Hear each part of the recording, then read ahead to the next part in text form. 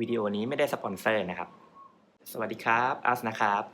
สำหรับสัปดาห์ที่ผ่านมาเนี่ย Apple ก็ได้ทำการอัปเดต iPad 2 รุ่นก็คือ iPad Air แล้วก็ iPad mini นั่นเองนะฮะรองรับ Apple Pencil ทั้ง2รุ่นแล้วก็ทำให้นักวาดหลายคนเนี่ยก็อาจจะเล็งๆซื้อ iPad มาสำหรับใช้งานวาดรูปใช่ไหมฮะก็มีเรื่องที่จะต้องรู้อยู่นิดหน่อยนะครับก่อนตัดสินใจซื้อเป็นอะไรบ้างลองไปฟังกันนะครับ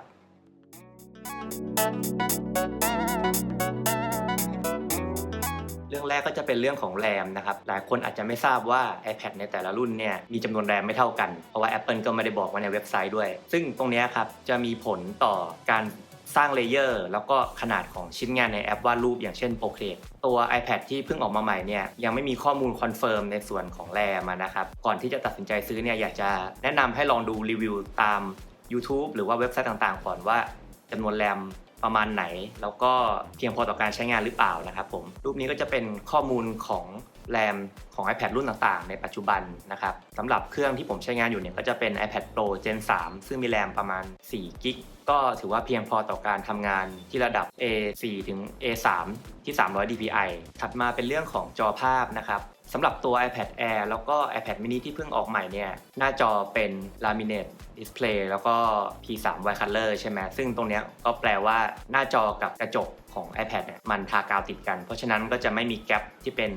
ช่องว่างอากาศแบบ iPad รุ่นก่อนนะครับของปีที่แล้วเวลาเราลากเส้นเนี่ยหัวปากกากับเส้นที่เราลากเนี่ยจะตำแหน่งใกล้เคียงกันก็คือจะไม่มี offset นั่นเองในส่วนของขนาดจอนะครับก็อยากจะให้ลองเลือกตามการใช้งานเป็นหลักนะครับผมอย่างเช่นถ้าสมมติว่าอยากจะซื้อ iPad ไว้เป็นสมุดสเก็ตช์เอาไว้ร่างภาพนอกบ้านหรือว่าตอนเดินทางอะไรเงี้ยอาจจะมองขนาดจอที่เล็กหน่อยเพื่อความสะดวกในการพกพานั่นเองต่อมาก็เป็นเรื่องของแอปพลิเคชันที่อยากจะใช้งานนะครับก็คือถ้าเป็นสายวาดใช่ไหมก็จะมี Procreate แล้วก็มี Clip Studio ที่จะได้ยินกันบ่อยๆทีเนี้ยแอปใน iPad นะครับมันก็จะมีค่าใช้จ่ายที่ไม่เท่ากันอย่างถ้าเป็น Procreate ก็คือซื้อทีเดียวจบจำไม่ได้ว่า6 เหรียญหรือ8 เหรียญประมาณนี้ในส่วนของ Clip Studio นั้นเนี่ยจะเป็นค่าบริการแบบรายเดือนนะฮะอยากจะให้ลองดูความจำเป็นในการใช้งานก่อนว่า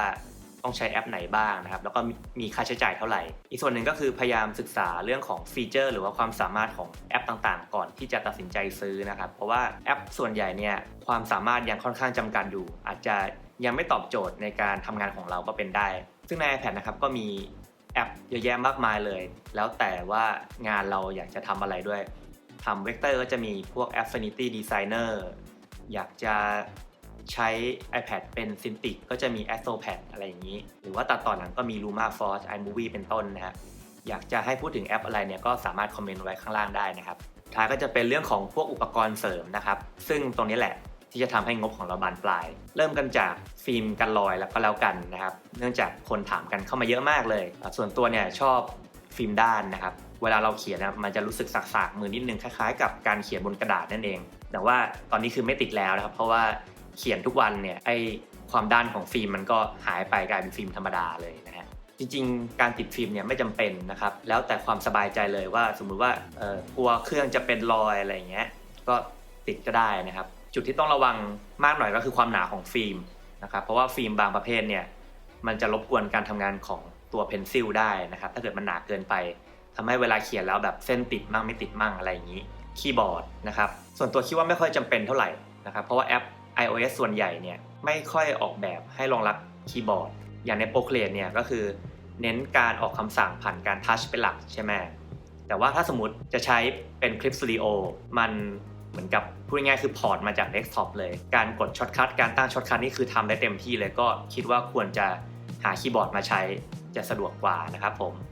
อีกออปชันหนึ่งที่เรามีก็คือตัว Smart Keyboard ของ Apple ใช่ไหมครับก็คือเป็น cover ตัวเครื่องด้วยแล้วก็มีคีย์บอร์ดในตัวตรงนี้บอกเลยว่าไม่ค่อยจำเป็นนะครับแล้วก็แพงนะครับ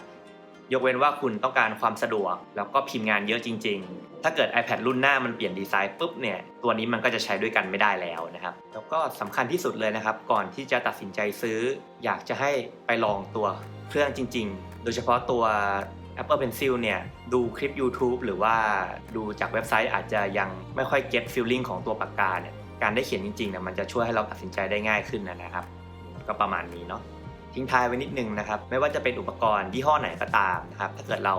ซื้อมาใช้งานแล้วมันตอบโจทย์ตรงกับความต้องการในการใช้งานของเรานะครับแพงแค่ไหนก็ คุ้มค่ากับเงินที่จ่ายไปทุกบาททุกสตางค์แน่นอนนะครับคลิปวันนี้ก็จะประมาณนี้นะครับอาจจะสั้นๆรีแลกซ์นิดนึงนะครับเพราะว่างานผมเดือดมากเลยอาทิตย์นี้คอมเมนต์หรือว่าส่งเมสเซจมาทางเพจได้เช่นเคยนะครับลาไปก่อนครับสวัสดีครับ